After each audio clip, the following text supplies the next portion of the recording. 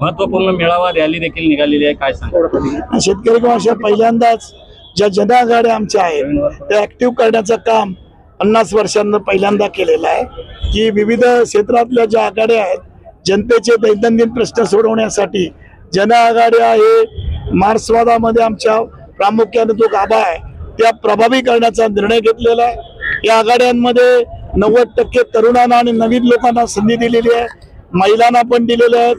पहिल्यांदा महिला सरचिटणीस म्हणून पहिल्यांदा जिल्हा चिटणीसवर येते आणि सगळ्या तालुका चिटणीसावर महिलांना आम्ही सरचिटणीस केलेले आहेत। एक वेगळं काम राज्याच्या आमच्या महिला आघाडीच्या ज्या आघाडी अध्यक्ष आहेत मानसी म्हात्रे त्यांनी सातत्याने पक्षाच्या प्लॅटफॉर्मवर ही मागणी केली। ती रायगड पासून सुरू होते आणि 7 जून पासून मी महाराष्ट्रामध्ये विविध जिल्ह्यामध्ये माझा दौरा आणि माझ्या चिटणीस सहकाऱ्यांच्या मदतीनं मी हा दौरा सुरू करतोय। मला वाटतं जिल्ह्यामध्ये प्रभावीपणे विविध आघाड्यावर काम करणारे प्रभावी आणि राजकीय दृष्ट्या असलेले प्रबळ कार्यकर्ते देण्याची संधी जनतेसमोर आणण्याची संधी एका पक्षाने आज दिलेली आहे। मला वाटतं याच्यामुळे पक्षाच्या विविध क्षेत्रामध्ये आणि विविध आघाड्यांमध्ये वेगळी बळकटी येईल, नव चैतन्य येईल आणि जो प्रचंड असा प्रतिसाद आज रायगड जिल्ह्यातल्या संपूर्ण कार्यकर्त्यांनी आज मेळाव्याला दिला आणि पाऊस पडत असताना सुद्धा बहुसंख्यक लोक आलेत, त्याबद्दल मी त्यांना धन्यवाद देतो। आणि मी तुम्हाला सांगतो या जिल्ह्यातल्या आमदारक्या असो खासदारक्या असो नसो सत्ता असो नसो पण जनतेची बांधिलकी घेऊन जनतेच्या हितासाठी आणि त्याचं कोण शोषण करत असेल त्यांच्यावर कोण अन्याय करत असेल त्याच्या बाजूने उभं राहण्याचं काम माझे हजारो कार्यकर्ते या ठिकाणी करतील आणि मला अत्यंत अभिमान वाटतो। आज आमच्या पडत्या काळात आज आम्ही संपलो असं म्हणताना आज माझ्या कार्यकर्त्यांनी त्यांना चांगली चक्राप दिली असं मला वाटतं। रायगड जिल्ह्यामध्ये आगामी स्थानिक स्वराज्य संस्थांमध्ये शेतकरी कामगार पक्षाबरोबर राष्ट्रवादी असण्याची शक्यता आहे का, कसं बघता? आम्ही महाविकास आघाडी बरोबर आहोत, महाविकास आघाडी जो निर्णय घेईल त्याच्याबरोबर आम्ही राहणार आहोत आणि रायगड जिल्ह्यात महाविकास आघाडी ही एक संघ आणि भक्कम राहणार।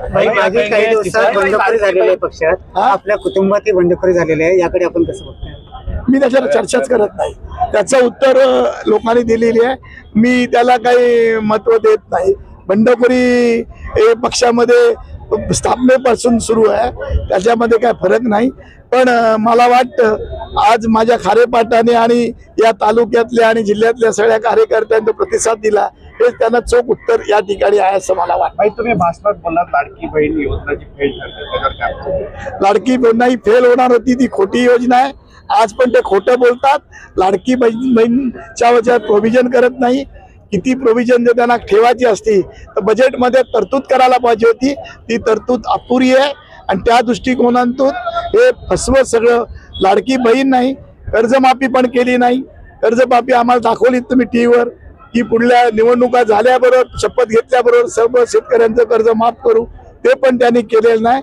याचा जाब आम्ही रस्त्यावर येऊन आम्ही त्यांना विचारणार आहोत आणि मग रस्ते पण बंद करण्याचा आम्हाला जे सत्ताधारी आहेत त्यांच्यासाठी करावं लागेल असं मला वाटतं। रायगड जिल्हा शेतकरी कामगार पक्षाचे पदाधिकारी निवडीच्या निमित्तानं आज या ठिकाणी पेजारीच्या या प्रेरणाभूमीमध्ये क्रांतीभूमीमध्ये शेतकरी कामगार पक्षाच्या रायगड जिल्ह्याचा मेळावा आयोजित केलेला होता आणि या मेळाव्याच्या माध्यमातून मध्यंतरीच्या कालखंडामध्ये जिल्ह्याच्या राजकीय सामाजिक परिघामध्ये जे काही फेरबदल झालेले होते त्याच्यातून शेतकरी कामगार पक्षाची पुनर्रचना करावी हा आजचा उद्देश होता। अतिशय उत्साहानं, अतिशय जल्लोषानं, अतिशय चिडीनं, द्वेषानं जिल्ह्यातले कार्यकर्ते प्रचंड संख्येनं या ठिकाणी आले आणि एक अभूतपूर्व असा मेळावा शेतकरी कामगार पक्षाच्या रायगड जिल्ह्याच्या इतिहासातील या ठिकाणी संपन्न झाला। जी शेतकरी कामगार पक्षाच्या कार्यकर्त्यांच्या मनामध्ये मळब होतं, जी चीड संताप होता तो बाहेर पडला आणि पुढच्या कामासाठी शेतकरी कामगार पक्षाच्या कार्यकर्त्याला ज्या ऊर्जेची गरज होती ती ऊर्जा या मेळाव्याच्या माध्यमातून निश्चितपणानं मिळालेली आहे आणि भविष्याच्या कालखंडामध्ये पक्षाच्या कार्यकर्त्यांच्या कामकाजामध्ये त्याचं प्रतिबिंब दिसल्याशिवाय राहणार नाही असा माझ्यासारख्या कार्यकर्त्याला या ठिकाणी विश्वास व्यक्त करावा. आने वाले महानगर पालिका के इलेक्शन को आप किस तरह देखते मराठी? आता स्थानिक स्वराज्य संस्थांच्या निवडणुका ह्या होणारच आहेत. सप्टेंबर एंड किंवा ऑक्टोबरच्या पहिल्या दुसऱ्या आठवड्यामध्ये ह्या निवडणुका होतील. ह्या निवडणुका सर्वोच्च न्यायालयाच्या आदेशानं आणि जे काही अडथळे होते ते सारे पार पडत होणार आहेत. त्याच्यामुळे ग्रामपंचायती असतील, पंचायत समिती, जिल्हा परिषद असेल, महापालिका असेल, या स्थानिक स्वराज्य संस्थांच्या ज्या साऱ्या निवडणुका होणार आहेत, ह्या निवडणुकांच्या तयारीला शेतकरी कामगार पक्षाच्या कार्यकर्त्यांनी लागावं हाही आजच्या मेळाव्याचा उद्देश होता. आणि आजचा जोश बघता रायगड जिल्हा शेतकरी कामगार पक्षाला या निवडणुकामध्ये अतिशय धवल असं यश मिळेल हे स्पष्टपणानं प्रतीत होत आहे. पनवेल महानगरपालिकेचा विषय आपण चर्चिला तर मला एक 3-4 दिवसापूर्वी एक पत्रकार मित्रानं विचारलेलं होतं की पनवेल महानगरपालिकेचा विरोधी पक्षनेता म्हणून आपण कोणाकडे बघताय.